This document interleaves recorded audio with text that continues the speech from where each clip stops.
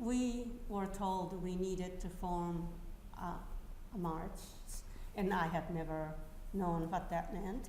And right outside the church on this dirt road, we all lined up, and the way we lined up was black women were all in the middle, and they were first. You know, they stood up and they lined up, maybe 3 or 4 abreast. And then black men were on both sides of that.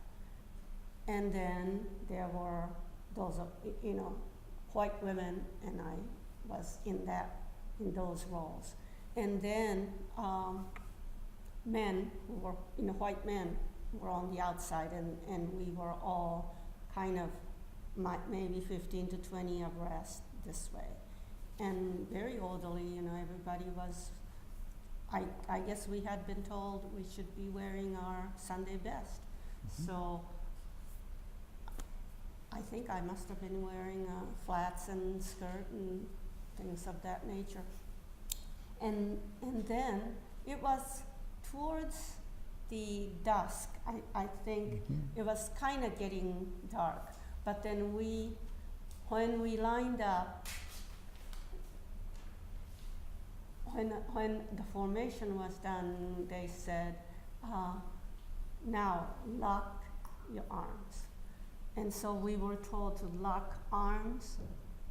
And when we did that, it was just almost like electricity went through my body from this way to this way. It was the most powerful thing I've ever experienced. And although I was afraid, I was afraid because of the implications from what I had seen on TV and what I was told. But also when we stood up, all of a sudden there were these troopers on both sides of this formation.